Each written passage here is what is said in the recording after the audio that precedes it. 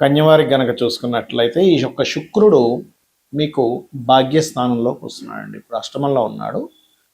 April 19వ తేదీ నుంచి మే 14వ తేదీ వరకు భాగ్యస్థానంలో తన స్వక్షేత్రంలో ఉంటాడు శుక్రుడు.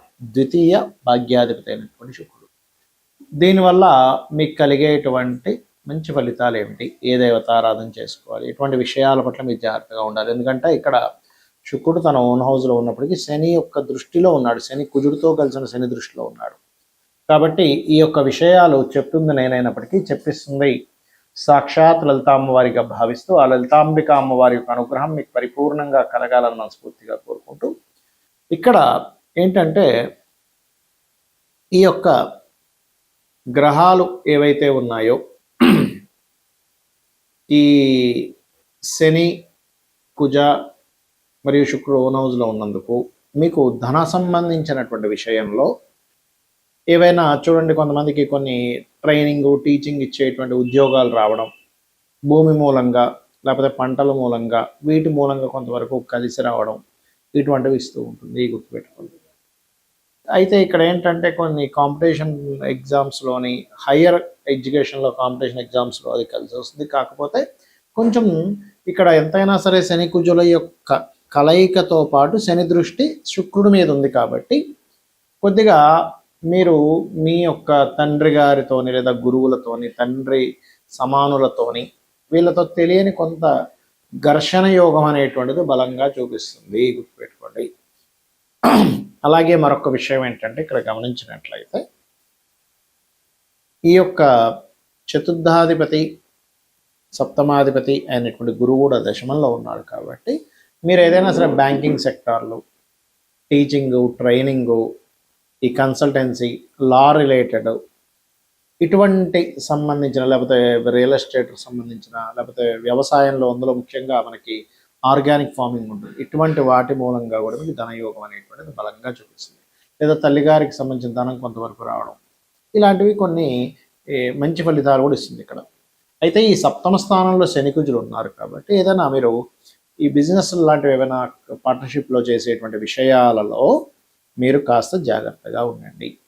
పార్ట్నర్షిప్స్, జీవిత భాగస్వామి విషయంలో కొంచెం జాగ్రత్తగా ఉండాలి. కాకపోతే ఇక్కడ భాగ్యస్థానంలో శుక్రుడు ఉన్నందుకు కొంతమందికి చూడండి, మొదటి వివాహం ఏదైనా కొన్ని కారణాల వల్ల చెడిపోవడమో, డివోర్స్, ఇంకో కారణం, రకరకాల కారణాలు ఉంటాయి. అటువంటి వాళ్ళకి రెండో వివాహం కోసం చేసే ప్రయత్నము ఖచ్చితంగా ఫలిస్తుంది. ఇక మీరు నిత్యము చేయవలసినటువంటిది వెంకటేశ్వర స్వామి యొక్క ఆరాధన చేయండి. శని కుజ గ్రహాల దగ్గర దీపారాధన చేయండి. వివాహం కోసం ప్రయత్నం చేసేటువంటి వారు ఓం కామేశబద్ధ మాంగళ్య సూత్ర శోభిత కందరాయే నమః అనే మంత్రం చేసుకోండి. అన్ని విధాల మీకు బాగుంటుంది. అయితే మీ యొక్క జాతక చక్రంలో గనక శుక్రుడు ఏ స్థానాల్లో ఉంటే ఏ ఫలితాలు ఇస్తాడో చెప్పుకుందాం. అయితే ఇక్కడ మీరు అర్థం చేసుకోవాల్సింది 2 వర్గాలు ఉంటాయండి ఎప్పుడు కూడా. ఏమిటది అంటే ఒకటి గురువర్గము, శని వర్గము. మనం ముందుగా తెలుసుకోవాల్సింది ఏంటంటే గురువర్గ లగ్నాలు ఏంటి, శనివర్గ లగ్నాలు ఏంటి. ఏమిటి ఆ లగ్నాలు? మేషము, కర్కాటకము, సింహము, వృశ్చికము, ధనస్సు, మీనము. ఇవి గురువర్గ లగ్నాలు అంటారు. మరి శనివర్గ లగ్నాలు ఏమిటండి అంటే వృషభము, మిథునము, కన్య, తుల, మకర, కుంభరాశులు శనివర్గ లగ్నాలు అవుతాయి. మరి ఈ యొక్క వర్గ లగ్నాలకి శుక్రుడు కొన్నిటికేమో శుభుడు, కొన్నిటికి పాప అవుతాడు. ఎవరెవరికి? శనివర్గ లగ్నాలకి శుభుడు అవుతాడు. ఎందుకు అంటే లగ్న షష్టమాధిపతి శుక్రుడు వృషభ లగ్నానికి అయితే, మిథునానికి పంచమాధిపతి. ఎలా అయితే మనం సర్వే త్రికోణ నేతారో గ్రహ శుభఫల ప్రదాహన పరాశ్రమాస్ చెప్పారుగా, కాబట్టి ఆ రకంగా శుభుడు అవుతాడు. పంచమ వ్యయాధిపతి అయినప్పటికీ, వ్యయాధిపతి వచ్చినప్పటికీ పంచమాధిపత్యం వచ్చింది కాబట్టి సింగిల్ ప్లానెట్. అలాగే ఈ యొక్క కన్యా లగ్నానికి ధనాధిపతి, తులా లగ్నానికి లగ్నాధిపతి, మకర లగ్నానికి పంచమ దశమాధిపతి రాజ్యోగకారకుడు, కుంభానికి కూడా చతుర్థ భాగ్యాధిపతి రాజ్యోగకారకుడు. మరి మిగతా లగ్నాలకి శుభుడు అవ్వడు. మరి శుభుడు అవ్వనంత మాత్రం చేత మరి శుక్రుడు డబ్బులు ఇవ్వడా? ఎందుకంటే శుక్రుడు ధనాన్ని ఇచ్చే కారకుడు కదా. మరి ధనం ఇవ్వకుండా ఉండిపోతాడంటే అలా ఏమి ఉండదండి. ఒక్కొక్కసారి గ్రహం ఎలా ఉంటుందంటే మీ జన్మజాతకంలో ముఖ్యంగా మీరు చూసుకోవాల్సింది శుక్ర బలము బాగుంటే మీకు కలిగే ఫలితాలు ఏమిటంటే, ఒకటి లిక్విడ్ క్యాష్, కాస్త చేతిలో డబ్బులు కనబడడం, వాహనం ఉండడం, గృహం ఉండడం, మరియు అదేవిధంగా చక్కటి భార్య. ముఖ్యంగా ఎందుకంటే మనకి అన్నిటికంటే గొప్ప యోగం చక్కటి జీవిత భాగస్వామి రావడం, వివాహ జీవితంలో ఎక్కడా ఇబ్బందులు లేకుండా ఉండడం అనేటువంటిది శుక్రుడు బాగుంటే జరుగుతాయి. అయితే ఇందులో ప్రధానంగా ధనుర్లగ్నం వాళ్ళకి మాత్రం శుక్రుడు 6వ అధిపతి అవుతాడు, 6, 11 అధిపతి అవుతాడు. ఇప్పుడు ఇంకొంచెం ఎక్కువ బాధిస్తుంటాడు, ఎందుకంటే సప్తమాధిపతి బాధకుడు, దాంతోపాటు ఈ శుక్రుడు కూడా కొంచెం 6, 11 ఆధిపత్యం కాబట్టి. అయితే ఇక్కడ మీకు లగ్నంలో ఉన్నాడు అనుకోండి, అది ఏ లగ్నమైనా, అయితే ఇక్కడ ఏ లగ్నమైనా అనే దానికి ఒక రిజల్ట్ ఉంటుంది, మీ లగ్నానికి శుభుడైతే ఒక రిజల్ట్ ఉంటుంది, గుర్తుపెట్టుకోండి. పాప అయితే ఏంటంటే అక్కడ శుక్ర సంబంధంగానే ఇబ్బందులు వస్తాయి, గుర్తుపెట్టుకోండి. లగ్నంలో ఉంటే మనం ఏ లగ్నాలకని చెప్పుకున్నాం, పాపులు, మేషము, కర్కాటకము, సింహము, వృశ్చికము, ధనస్సు, మీనం అనుకున్నాం కదా. అక్కడ ఉండి మరీ పాడయ్యాడు అనుకోండి, ఇంకా అంటే స్త్రీల మూలంగానే, సుఖాల మూలంగానే ఓవర్ సుఖం, ఓవర్ దీనివల్ల ఇబ్బందులు పడుతూ ఉంటాడు. అలా కాకుండా శుభుడు అనుకోండి, కలలిస్తాడు, ఆధ్యాత్మిక చింత అంటే అమ్మవారి ఉపాసన ఇస్తాడు అక్కడ, మరియు అదేవిధంగా ఫైనాన్షియల్గా మంచి ఆకర్షణమైనటువంటి రూపాన్ని ఇస్తాడు, చూడగానే అట్రాక్ట్ అయిపోయేలాంటి రూపాన్ని ఇస్తాడు అన్నమాట శుక్రుడు. అలా అంటే లగ్న సంబంధం కలిగింది, అంటే జీవుడికి సంబంధం కలిగింది కాబట్టి.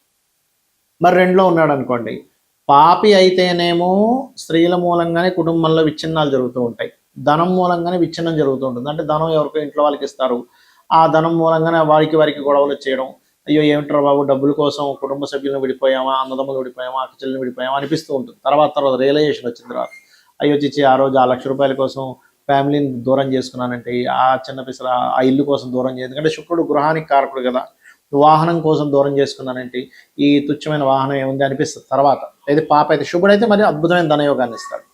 అదే 3లో ఉంటే శుభుడైతేనేమో కొంతమంది స్త్రీల పరిచయాల వల్ల మంచి ఫలితాలు వస్తాయి, పాప అయితే ఆ పరిచయాలు ఇబ్బందిని ఇస్తాయి. 4లో ఉంటే శుభుడైతేనేమో త్వరగా వాళ్ళ లైఫ్లో ఈ కెరియర్ రిలేటెడ్ సంబంధించిన విషయంలో ఆర్ట్స్ రిలేటెడ్ నేర్చుకోవడం వల్ల బాగుంటుంది. దశమంలో ఉన్న ఆర్ట్స్ రిలేటెడ్, క్రియేటివ్ రిలేటెడ్ వల్ల ధనయోగం ఉంటుంది. కానీ శుక్రుడు పాప అయితే ఈ ఆర్ట్స్ రిలేటెడ్ నేర్చుకోవడం వేస్ట్ అయిపోద్ది వాళ్ళకి, పాపై పాడవ్వాలి, గుర్తుపెట్టుకోండి. పాప అయినప్పటికీ శుభ ఫలితాలు ఇస్తాడు ఒక్కోసారి, అప్పుడు కళా సంబంధించిన నేర్చుకోవడం ద్వారా మంచి ఫలితాలు కూడా వస్తాయండి. ఇక్కడ ఏంటంటే ఆ ప్లానెట్ ఎలా ఉంది, ఆ గ్రహం యొక్క స్థితిగతులు ఎలా ఉన్నాయి అనేటువంటిది చూసుకోవాలి, ఇది గుర్తుపెట్టుకోండి. పంచమంలో ఉంటే సంతానానికి వీళ్ళకి ఉన్న రిలేషన్ చాలా బాగుంటుంది, శుభుడైతే పాప అయితే ఆ ప్రేమలో ఇబ్బంది పడుతూ ఉంటాయి అనమాట. అంటే ఈ రిలేషన్లో ఏమిటండి సంతానంతో గొడవలు ఏంటి, ప్రేమ లేకుండా పోయింది ఏంటి అనుకుంటూ ఉంటాం. 6లో ఉంటాయి ఎవరికైనా, ఏ లగ్నానికైనా. అయితే శనివర్గ లగ్నాలకైతే ఎక్కువ ఇబ్బంది ఇవ్వడు, కానీ గురువర్గ లగ్నాలకు 6లో ఉంటే అక్కడ పర్టికులర్గా పాపే అవుతాడు కాబట్టి వివాహం విషయంలో కొంత ఇబ్బందులు రావడం, అర్క వివాహం చేసుకోవాలని చెప్తూ ఉంటాం పురుషులకైతే, స్త్రీలకైతే కుంభ వివాహం చేసుకోండి అని చెప్తూ ఉంటాం. అయితే ఇక్కడ 2 వివాహాల యోగం ఉందో లేదో చూసుకొని చేయాలి, కేవలం 6లో ఉన్నంత మాత్రం కాదు. అయితే ఇక్కడ ఏంటంటే వివాహము, జీవిత భాగస్వామి ముఖ్యంగా పురుషులకి స్త్రీ మూలకంగా ఇబ్బందులు రావడం, స్త్రీలు శత్రువులు అవడం జరుగుతూ ఉంటుంది. సప్తమంలో ఉంటే శుభుడైతే అందమైన భార్య, చక్కగా ప్రేమగా చూసే భార్య వస్తుంది. అదే కనుక పాప అయితే ఆ భార్య ద్వారానే పాపం ప్రేమను కోల్పోయి ఇతను మాత్రం ప్రేమిస్తుంటాడు, లేకపోతే ఆ అమ్మాయి ప్రేమిస్తున్న ఈ అబ్బాయి పట్టించుకోవడం, ఇలాంటివి జరుగుతూ ఉంటాయి.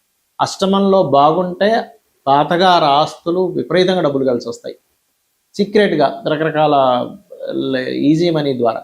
పాడైపోతే ఏమైపోద్దంటే ఉన్న తాతగారి ఆస్తులు, బంగారం అన్నీ కూడా పోతూ ఉంటాయి అన్నమాట. అంటే ఇక్కడ ఎందుకు చెప్తున్నానంటే, ఇది ఇప్పుడు తాతగారి ఆస్తిని పాడు చేసే దాంట్లో ఉన్నాడు అనుకోండి శుక్రుడు, అప్పుడు ఏం చేయాలి, మీ పేరు మీద తాతగారి ఆస్తి ఉండకూడదు, మీ భార్య పేరు మీద, పిల్లల పేరు మీద ఇచ్చేసేలాగా అది అమ్మేసి కూడా కొనుక్కోవాలి. శాస్త్రం ఏం చెప్తుందంటే ఎప్పుడు కూడా మనకి ఈ గ్రహము ఉన్నప్పుడు ఏ రిజల్ట్స్ ఇస్తుంది, దీని తగ్గట్టుగా నువ్వు ఏం చేయాలి. ఇప్పుడు చూడండి, కొంతమంది బాడీలో ఇది పడదండి అన్నప్పుడు అది పడదు, అది తినకూడదు, ఇంకంతే. అది ఈ పలానా ఫుడ్ పడదండి, లేకపోతే పలానా వాతావరణం పడదండి, పలానా టాబ్లెట్స్ పడవు, కొంతమందికి టీటీ ఇంజెక్షన్ పడదు, మనందరికీ మంచిదే కదండి అంటే ఆ వ్యక్తి పడదంతే. అలాగే జన్మజాతకానికి కూడా ఏంటంటే ఈ గ్రహం పడదు, ఈ గ్రహం స్థితి బాగాలేదు అన్నప్పుడు దాని జోలికి వెళ్ళకూడదు, అంతే సింపుల్. ఆస్ట్రాలజీ అంతా ఏం చెప్తుందంటే నీకు ఏది సరిపోతుందో దాని జోలికి వెళ్ళకు, హ్యాపీగా ఉంటావు, నీకు ఏది సరిపోతుందో దాని గురించి నువ్వు ప్రయత్నం చేయ, ఖచ్చితంగా హ్యాపీగా ఉంటావు. ఇది ఆస్ట్రాలజీ యొక్క ముఖ్యమైనటువంటి మూలం. అలాగే మరి ఇదే శుక్రుడు మీకు ఆ భాగ్యంలో ఉంటే తండ్రితో మంచి ప్రేమాభిమానాలు తండ్రికి బాగా కలిసి రావడం, పాప అయితే తండ్రితోనే కొంత ఇబ్బంది. అంటే ఏంటి, శుక్రుడు కొన్ని లగ్నాలకు పాపలే అక్కడ పాపగ్రహాలతో కలిసి ఉంటాడు, అప్పుడు ఏమైపోద్ది, ప్రేమ లేకుండా పోవడం, తండ్రితోనే గొడవలు అవ్వడం, ఏంటో అర్థం కాదు, ఇదేమిట్రా బాబు, లోకం మొత్తం 1,000,000 మందిలో 99 లక్షల చిల్లర మందికి బాగుంటే నాకు ఒక్కడికి ఎందుకు ఇలా ఉంది అనిపిస్తూ ఉంటుంది. దశమంలో ఉండిందాక నేను చెప్పినట్టుగా కళారంగ సంబంధంగా కలిసి రావడాలు, లాభంలో ఉంటే కూడా శుక్రుడికి మంచిది కాదు, గుర్తుపెట్టుకోండి. కాకపోతే ఫ్యాషన్ రిలేటెడ్ బిజినెస్ల ద్వారా కలిసి వస్తుందేమో, జీవిత భాగస్వామితో సెక్సువల్ రిలేటెడ్ సంబంధించిన విషయాలు పొటెన్షియల్ తగ్గుతుంది లాభంలో ఉంటే గుర్తుపెట్టుకోండి. ఎందుకంటే సెక్స్ వీటికి కారకుడు శుక్రుడు, సెక్సువల్ పొటెన్షియల్ కారకుడు. ఆయన లాభంలో పడిపోతే ఏమైపోతుంది అంటే వ్యయంలో ఉంటేనేమో చాలా మంచిది శుక్రుడికి, కానీ లాభంలో ఉండకూడదు. బట్ కొన్ని బిజినెస్లకి చాలా మంచిది, కానీ ఈ మ్యారిటల్ లైఫ్ సంబంధించిన విషయాలకి పనికిరాదు 11లో ఉండడం. ఇక ఇప్పుడు మీరు అనిపించవచ్చు ఏమంటే మరి 11లో ఉన్న వాళ్ళందరికీ ఇంకా ఇదైపోతుంది అంటే, ఒక్కొక్కసారి ఏమో దశ రాదు వాళ్ళకి, ఎప్పుడో ముసలి ఏజ్ అప్పుడు ఒక 60-70 ఏళ్ళు ఇప్పుడు వస్తుంది. అప్పుడు లాభంలో ఉంటే ఏముంది, అప్పుడు ప్రత్యేకంగా అతనేమి ఆయన నిరూపించుకోవాల్సింది, పిల్లల్ని కనాల్సిన అవసరం లేదు కదా అక్కడ, కాబట్టి అక్కడ ఇబ్బంది ఏమి ఉండదు. దశ ఎప్పుడు వస్తుందో కూడా చూసుకోవాలి ఇప్పుడు కూడా. అలాగే 12లో ఉంటే చాలా మంచిది, మంచి కంఫర్ట్స్ అనుభవిస్తాడు. అయితే ఏ లగ్నానికైనా సరే 12లో ఉంటే కొంత మంచిదే, కానీ శుభుడైనటువంటి లగ్నాలకి ఉంటే ఇంకా మంచిది. పాపైన లగ్నాలకు ఉండి పాపగ్రహాలతో ఉంటే అనవసరమైనటువంటి వ్యసనాలకు గురవుతాడనమాట. ఇవి ముఖ్యంగా శుక్ర సంబంధించిన. మరి ఈ శుక్ర సంబంధించిన బాగుండాలంటే ఏం చేయాలి? రెగ్యులర్గా లలిత చదువుకోండి, శ్రీమాత్రే నమః అనే మంత్రం చేసుకోండి, ప్రతి శ్రేణి మాతృభావంతో చూడండి. ఎక్కడ మీరు అంటే ఇంకా ఆ స్థితిలోకి వెళ్ళిపోవాలి. అప్పుడు శుక్రగ్రహం యొక్క ఇచ్చేటువంటి పూర్వజన్మ కర్మ రిజల్ట్ అనేటువంటివి న్యూట్రల్ అయిపోతాయి. శ్రీమాత్రే నమః.